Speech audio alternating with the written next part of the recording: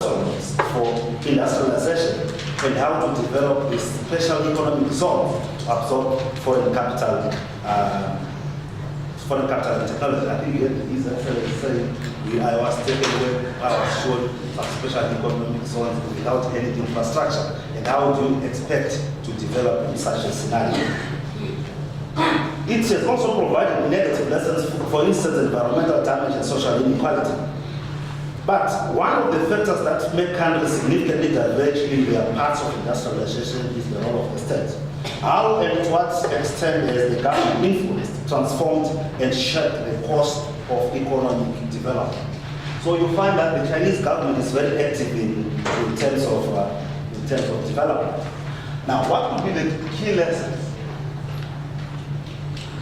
China's economic success has been largely interpreted as a result of economic and political reforms. The performance of China and its influence on the world economy has been phenomenal. The political economy view of such phenomena cannot be overlooked. Therefore, it is pertinent to emphasize the role of the government in designing and implementing successful development policies and structural reforms.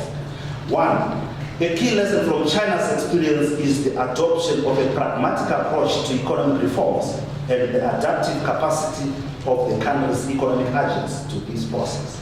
And two, a sound industrial policy has been at the heart of development policies and strategies in developing countries. China has 5-year development plans, and in our case, of course, I don't know whether we still have those. We are just talking of development, but we don't have a yardstick that we can use to measure our performance over a period of time. As in the case of other strategies and economic reforms, these policies implementation produced varied outcomes with different levels of success. And the third is that trade and the liberalization of commercial policies have played a primary role in China's growth success. And one key aspect that I want to talk about, of course, in the interest of time, is that China is, as a country, as an economy, has zero tolerance on corruption. It is normally an endemic in African countries that we don't develop as a result of engaging in corrupt activities at the expense of growth. Now, why do most African countries fail? According to these two guys there, African countries have a crisis of confidence. African countries may have lost confidence in development after long-term colonial rule and state failures.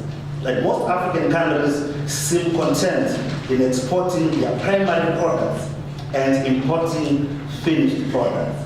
And two, the inherited colonial states that most African countries did very little to dismantle, but used the control apparatus of this state to ensure continued domination, control of the country. And three, the outsourcing of development.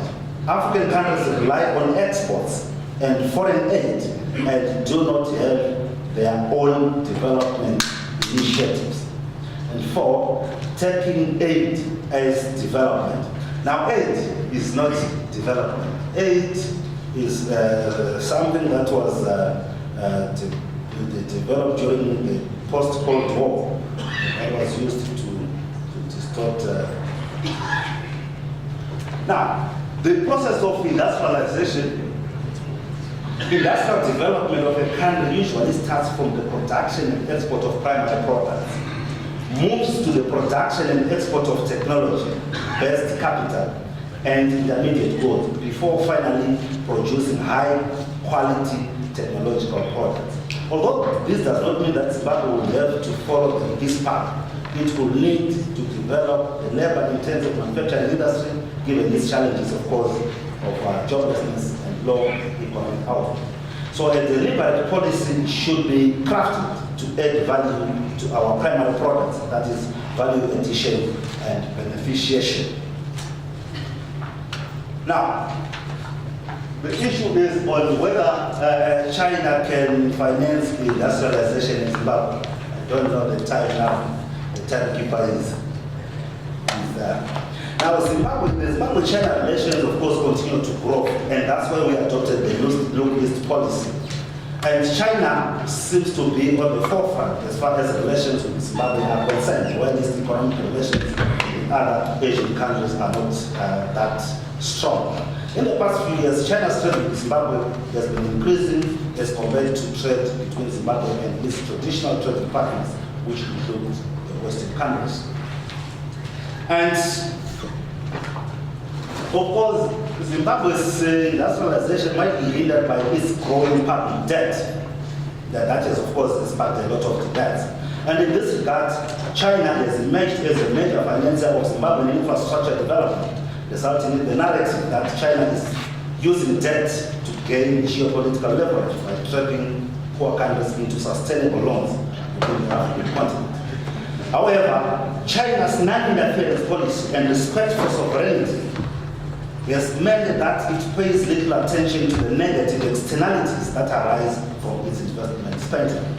China does not have the West's proud legacy in Zimbabwe.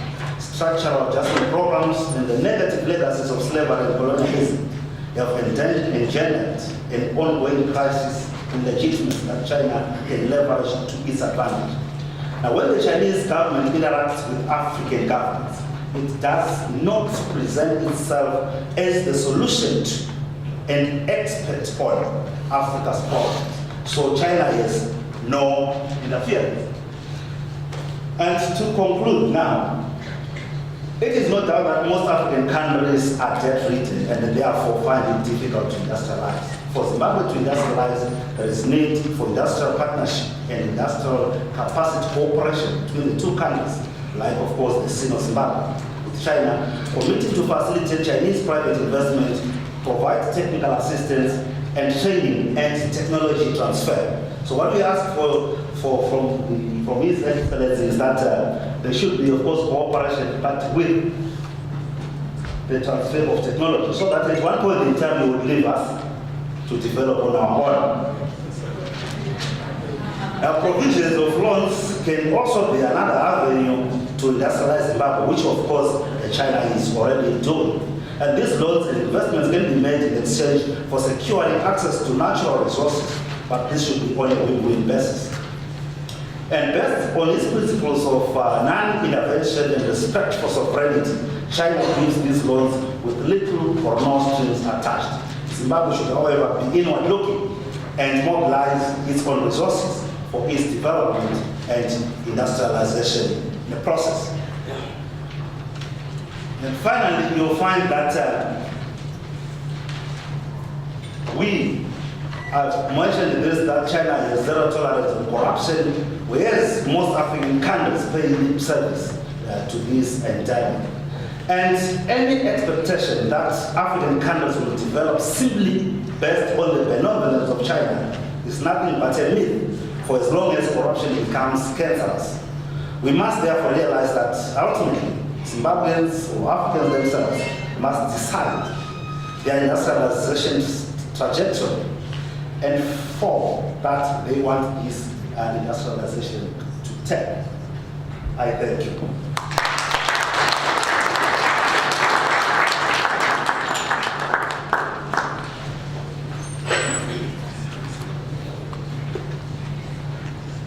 Thank you very much to Mr.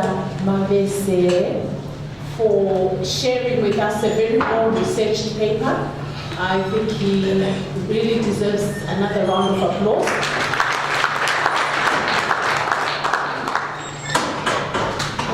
Mr. Mavesere spoke about workforce development. He also spoke about transfer of technology, and I think the Chinese have done that very well, looking at what has happened in Rwanda, where I have noted that they have funded the development of e-commerce and technology. And so we look forward to them doing the same here in Zimbabwe. Mr. Mavesere also spoke about, gave us a lot of facts and figures, which we found fascinating and interesting, and I hope we've all taken note of those and you shared with us some winning strategies. So there you have it, ladies and gentlemen. We've come to the part where it gets to be more interactive. We will not be having delivery from the government, but we do thank the Honourable Minister for so kindly sending us a delegate from government. Now, in terms of the protocols, if you want to contribute to the debate, please we have people that will have microphones that will be standing by. We have 4 microphones that will be roving as and when it's time to contribute to the debate. When you do so, please can you be upstanding or seated, whatever takes your fancy, but would like you to be able to identify yourself, give us your name, give us the organization you represent, and then give us your contribution. I would like to call upon my panelists.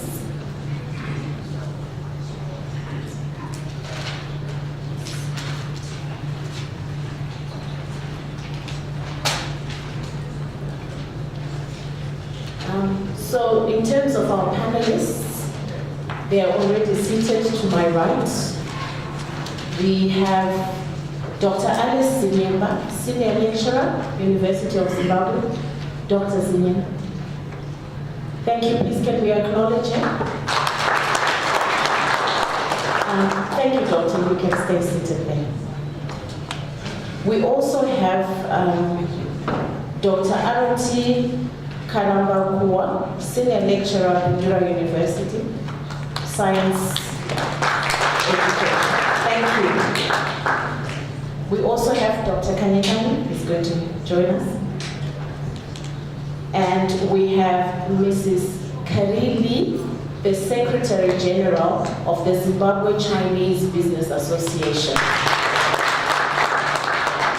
Thank you very much. And to take us through this session, ladies and gentlemen, it is my pleasure to welcome onto the podium Ron Mutandagai, the CEO of ZB Financial Holdings.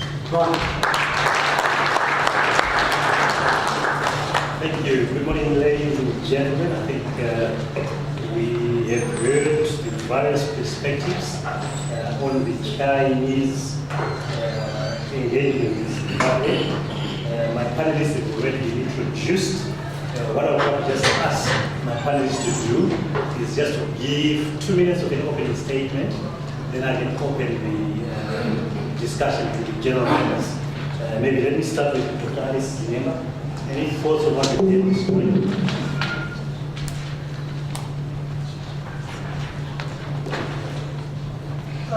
Thank you very much.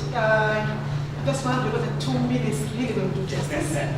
After listening to the brilliant presentations that have been put forward, we discussed between ourselves, panelists, me and my friend here, how we were going to do it. Unfortunately, we didn't have any papers beforehand. So my presentation is going, my discussion rather, is going to be ad hoc, pinpointing the key issues that I picked up, and perhaps leaving something for my friend here to talk about. A number of good things have come out of our China-Zimbabwe relationships. And Dr. Kanyekani pointed out the good things. We must be aware that perhaps the media may not do justice in pointing out the good things. They may be focusing on the negatives. But there are good things coming out in the energy sector, in the provision of markets for our products. Those are some of the good things, the big infrastructure, the buildings that we see. However, a number of challenges are experienced. And Dr. Kanyekani, you said there has to be something wrong that we are doing. Yes, there is something wrong that we are doing. And it is this something wrongs that are being done that we need to look at in this workshop and come up with some recommendations.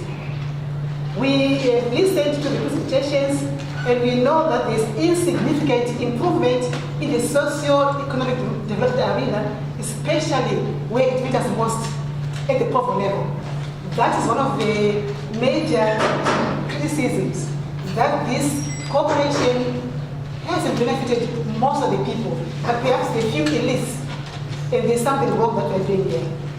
We also know that government allowed investors, Chinese investors, to operate in these free economic zones, tax-free, so to speak, meaning they've been making money, making profits without plowing back into the treasury. And that in itself is a big problem that we are doing as Zimbabwe. In other words, we are being milked, to use a very rough terminology. Okay.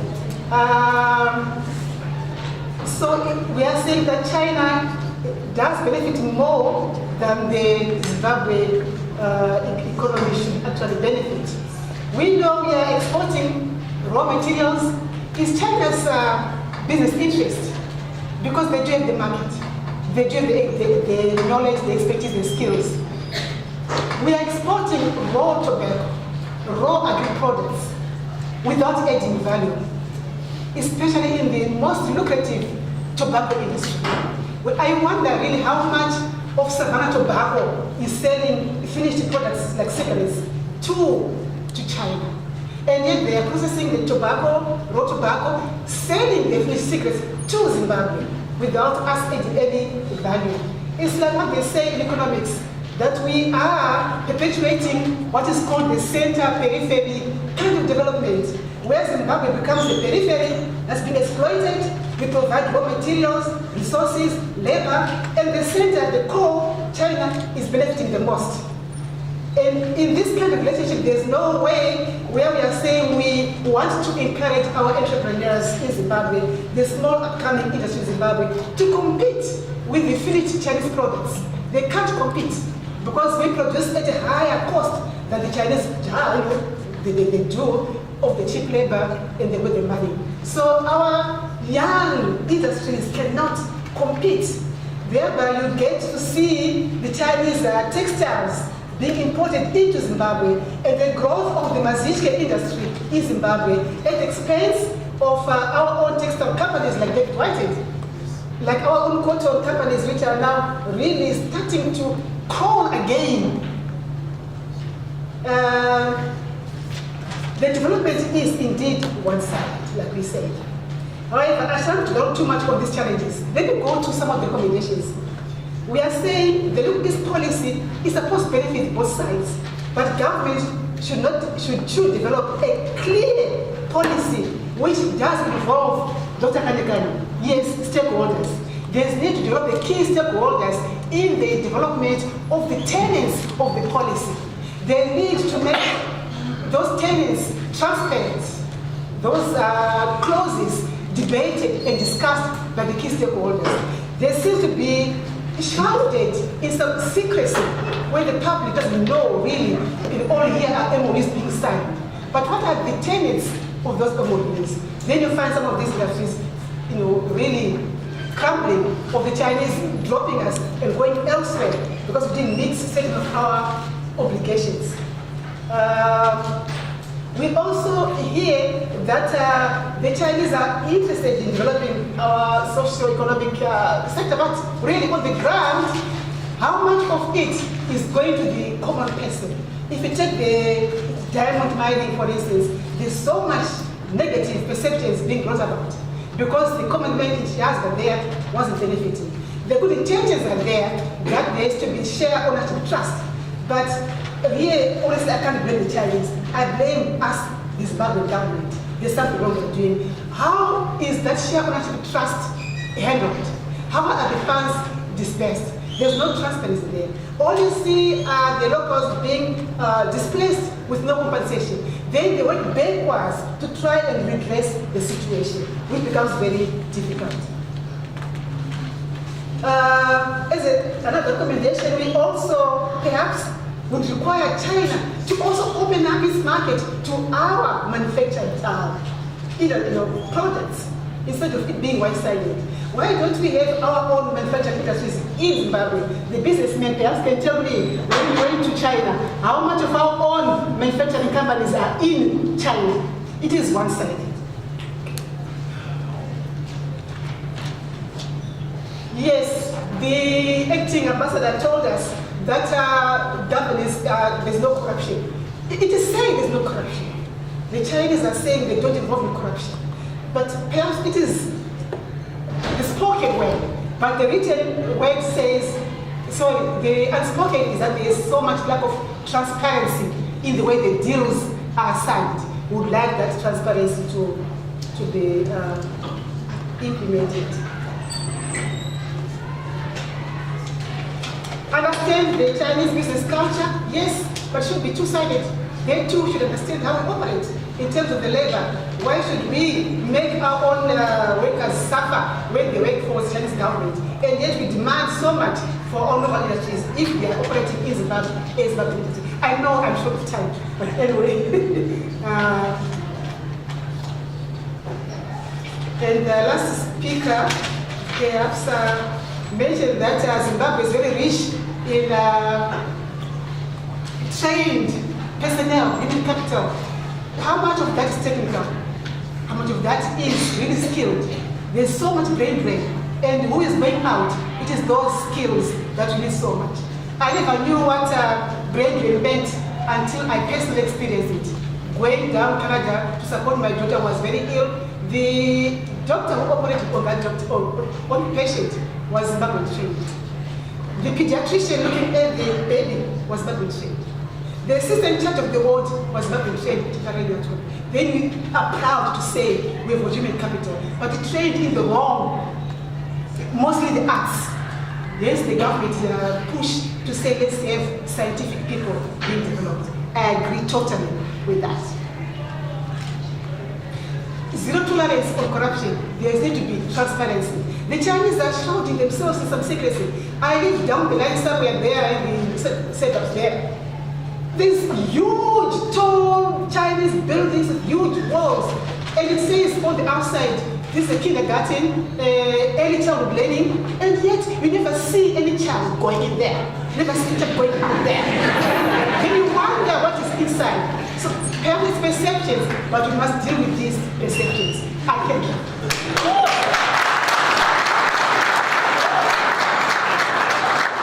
Thank you very much, Dr. Zilinda. Can I move on to Caroline? Your thoughts? Thank you very much for the opportunity. I stay in Zimbabwe for almost 20 years, so I've got a lot of things I want to say. But I've only given 2 minutes, so let me make my sentence short. And I want to say we should operate Zimbabwe like operating a company. Yeah. And I want to present my points from 6 different views. And first, we should set up strategy. When I stay in Zimbabwe for 20 years, many people told me, Zimbabwe, we used to have glorious history. We can manufacture everything. But from that point, I think Zimbabwe is not supposed to manufacture anything. For example, if we compete with China, it's difficult. China got a full chain. We can manufacture everything because the market is huge. We got to 1.4 billion, but Zimbabwe only 14 million. So I don't think we should develop our country into a country which develops everything. We should make use of our advantage.